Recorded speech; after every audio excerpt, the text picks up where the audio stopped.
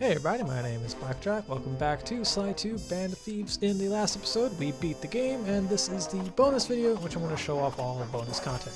So in order to do that, we're going to go to episodes 1, 3, 5, 7, and 8, and stay on here for a little bit until the little icon appears, in which we're pressing square and watching a cutscene.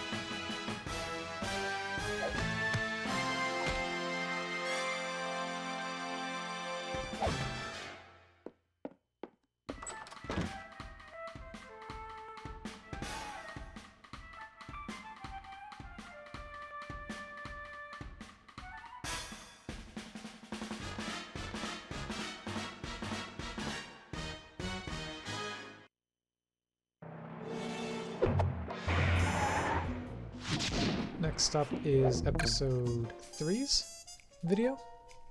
Again, just wait, press the square button, and the video will start soon. Yo, check it out, it's me, Lala, chasing down PS2 Sly Cooper. Sly and his crew are back, and they're bringing down the house with the biggest heist ever. Yo, slow it down. Hey, please, I dig rappers, not raccoons. You guys at home, keep it right here to see who's at number 1. Alright, well, that was a short one. Next up is, I believe, episode 5's. Again, same thing. Wait for the square, press it, video. So Bentley, what's the job? Well, Clockwork's parts have been stolen, and we're the prime suspects on Inspector Fox's list. She's really quite lovely when she's angry. Sly, we've got to clear our name. Oh, sorry. And the Murinator's got you covered. This is our biggest job yet, so we really have to work together, but the whole job is blown if we don't have someone at the controls. So, are you in? Rated E for everyone.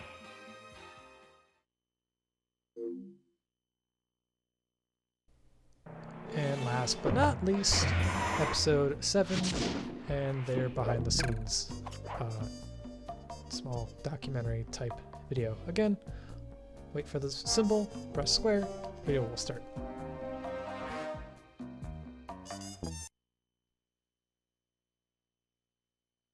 Sly Cooper is cunning, cool. Am I supposed to look in the camera at you? Tell me about Sly Cooper. Well, Sly Cooper is a thief, and he's a different type of thief. He's cool, he's tough, but he's got to be lovable at the same time. And he's also a really good-looking guy, and he has a sexy voice. Just, arf.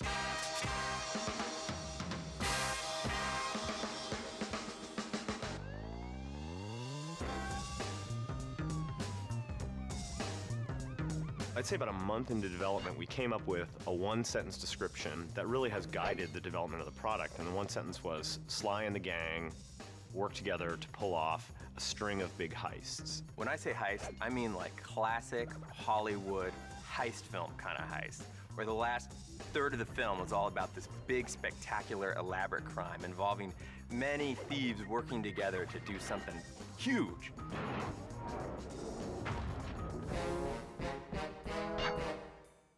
We knew we wanted to do something a little different than the first Sly. We wanted to broaden some of the gameplay elements, broaden the environments, have more characters in the game. You actually use all the different characters' skills in different ways and different combos, and it really makes for a really fun experience. There's a backstabbing, there's a betrayal, there's a jailbreak.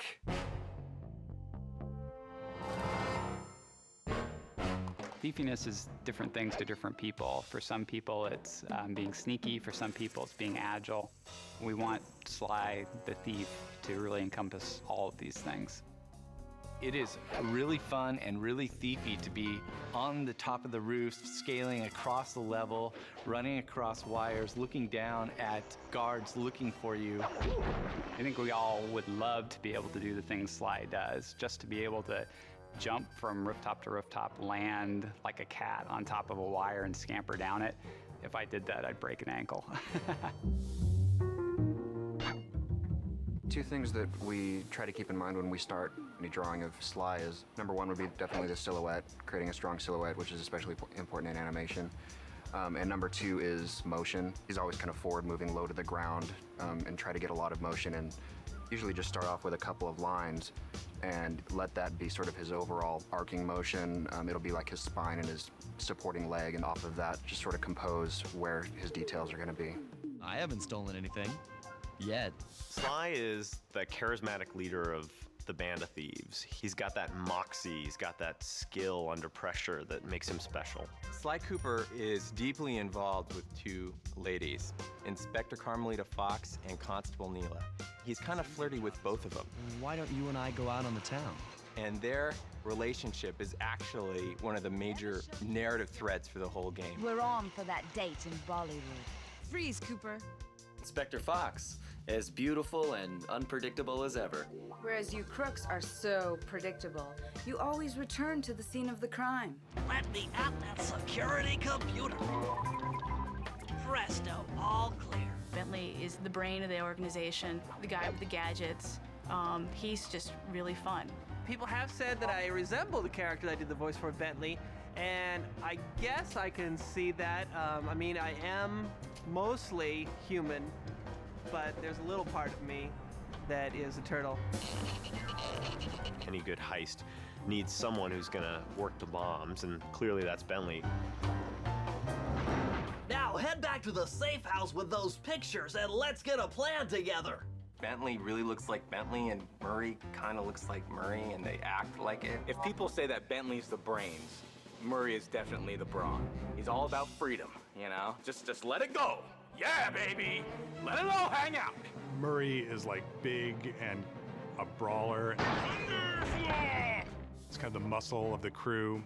Murray can lift these guys up above his head and toss them into flames or into the water or off of buildings and things like that, and it's kind of all manner of slapsticky ways for them to be dispatched. The Murray scores again! Murray wants to do things the way Sly would do them, but it's sort of Murray's version of that, and it's a little bit oafier. He's really trying to make himself really small, too, because, of course, he's got a lot to hide. This is a universe in pantslessness. Hence, no pants.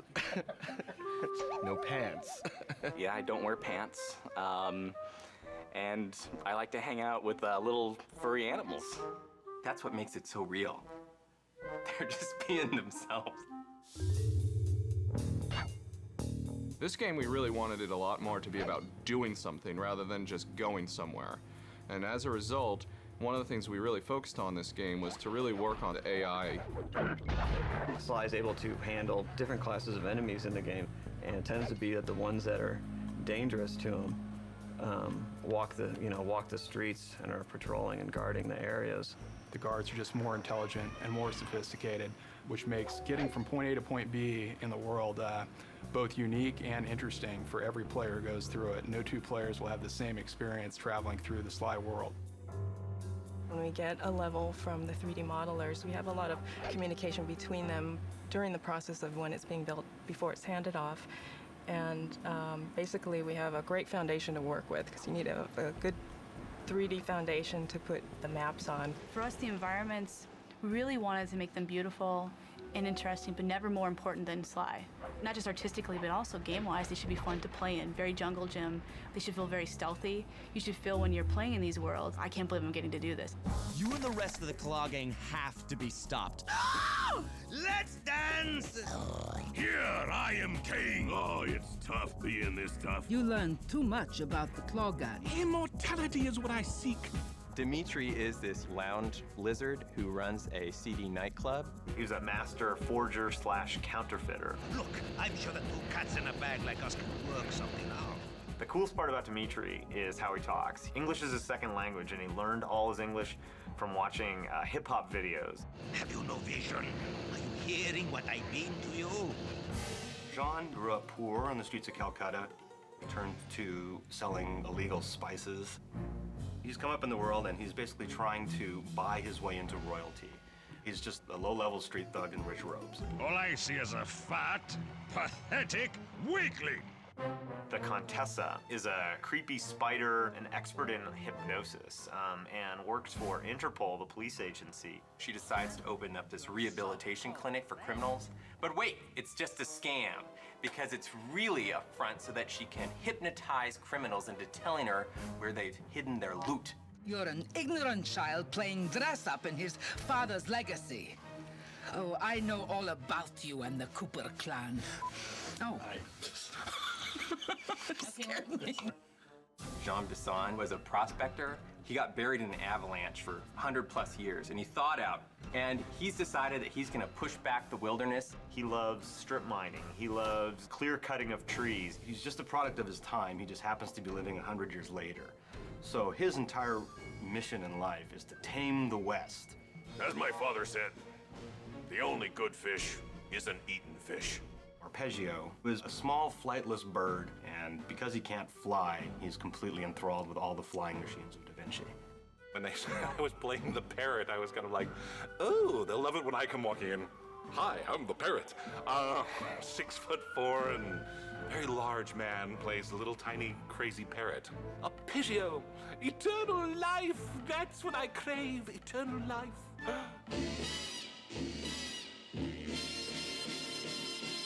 Hello. Welcome to Hello, Sucker Travis. Punch Productions. Hello, Are you recording? No, that's awful. I think one of the real big strengths at Sucker Punch is it's a very creative team that tends to push themselves. What's this for right here? That is to make sure that Nate is working. It's always been a collaborative effort all the way through the pipeline. And the pipeline is set up like that specifically so that everybody gets their chance to inject themselves into what they're doing. Hey, how's it going? We've been really lucky in that we've just gotten really great people on board to do the kinds of things that we need to do, making a really great game. Well, we're crazy. Do you want any dialect or anything to make it appeal to the European gaming market? Raccoons, squirrels, turtles. Sly Cooper 2 is the finest game you'll ever play this year.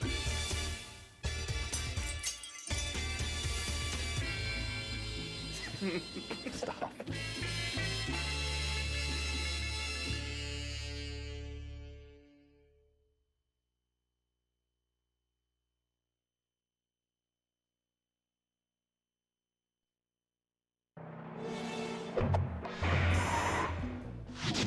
I think I love that one. That one's really good. Episode 8 actually does have one as well, but if you click it, it's just the credits. And just to prove my point, I'm going to show that off here real quick. But it's only, since we've already seen the credits in the last episode, the finale of Sly 2, I don't think I'm going to show the whole thing. So we're going to move back to when I was saving up money by going through some of the levels and just stealing some stuff, treasures and shinies and such. And I ended up buying all of the gadgets for Sly, Bentley, and Murray. So we're going to start off with Sly's gadgets. I'm going to show them all off, including the ones for using the cheat codes, which include the Time Rush and Major Tom. I don't think I did Mega Jump. I might have. I don't remember. So I'm just gonna show them off real quick. Oh no, I did do Mega Jump. All right, perfect. So why don't we start off with the cheat code ones, Major Tom, Time Rush, and Mega Jump, and show them off for those who haven't been watching the playthrough and just stumbled upon here. This is Time Rush. It's just fast forward. Mega Jump is a super jump, really useful, can be used in conjunction with the paraglider. And this is Major Tom from Toonami. So that's pretty cool. He also has another second dialogue, and I showed it off in the other one. So this is Shadow Power. It's pretty neat. Turns you invisible. You can walk through lights. This puts enemies to sleep. This is the music box, and that's Lightning Spin, I think. Next up is Rage Bomb, Voltage Strike, and Insanity Strike. So Rage Bomb does the same thing as Insanity Strike, which is this move right here. You hit an enemy, confuses them, and Voltage Strike is a one-hit kill. Let's just head back over here real quick to regenerate my stamina. I'm going to show off what Insanity Strike is. Rage Bomb does the same thing, but it can hit multiple targets if they're in the same radius. Let's pick a fight with this guy real quick. Perfect. And this guy's going to want to attack because duh. So we're going to hit this guy and watch as he tries to kill his other friend. And that's what Insanity Strike does, and that's what Rage Bomb does. And the Voltage Strike, like I mentioned, is a one-hit kill. It can kill any enemy, including flashlight guards. Hit. Rage Bomb is just Insanity Strike, so that light guard is going to attack that light guard, and they're going to kill each other because I'm an immoral being. Let's see. That's Insanity Strike. So Voltage Strike, I saw to show this off. Boom, instant kill. Works on every enemy. Alrighty. Next up, we have the Knockout Dive, the Feral Pounce, and Thief Reflexes, which is Slowdown Time. So here's Slowdown Time. It doesn't have to work just in the air, it works on the ground too. That's a Feral Pounce, and that's Knockdown Dive. Knockdown Dive actually just knocks people down, and then you can do whatever you want with them. You have the Alarm Clock, the Shadow, whatever, I forgot that one's called. Essentially running, but silently. This is Combat Dodge. I don't find that one too useful. That guy just killed himself.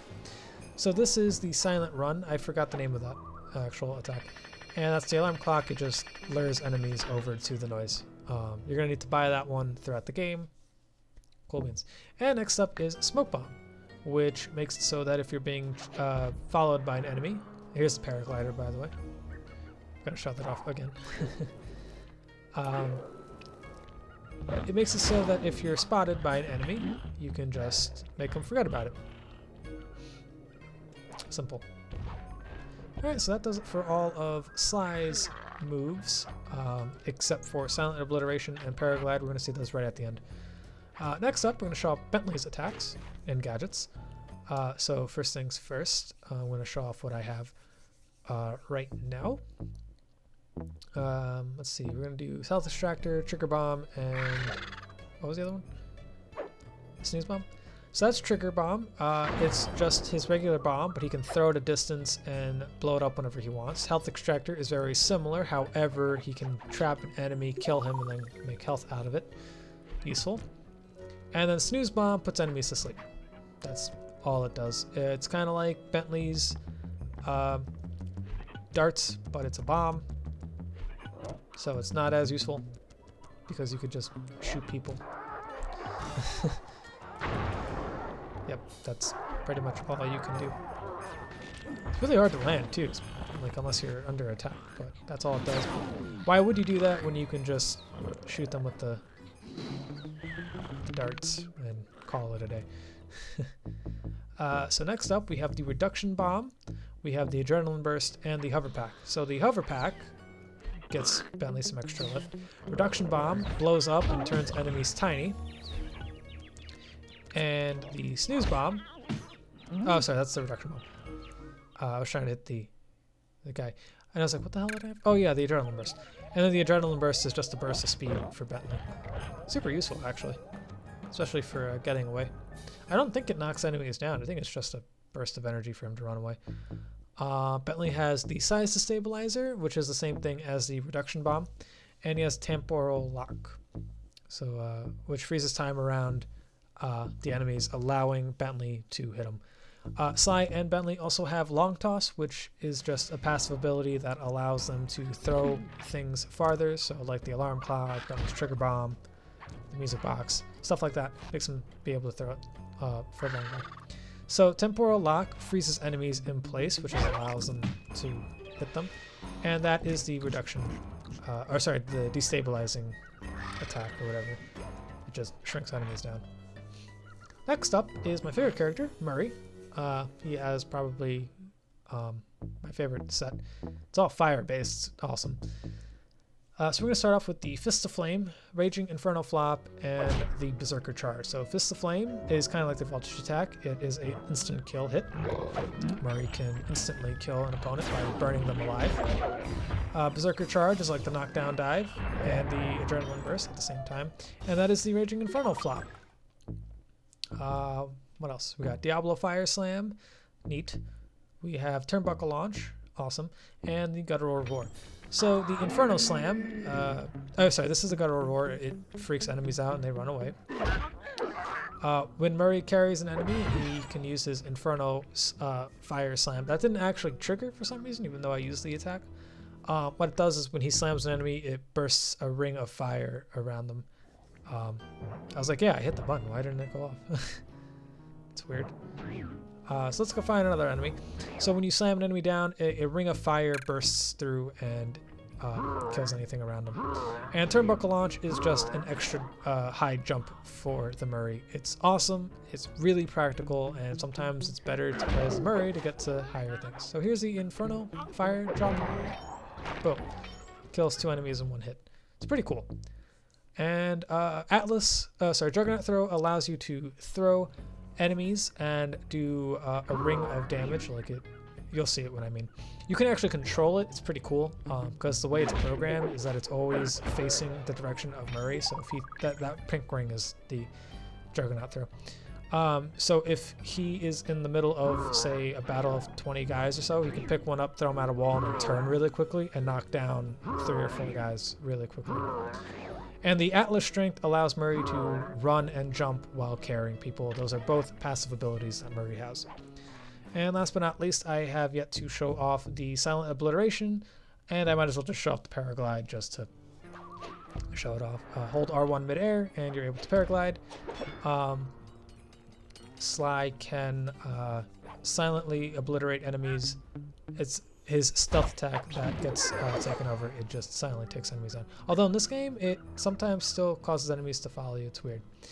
But anyway, that does it for my playthrough of Sly 2 and this bonus video. I'll see you guys in the review. Peace.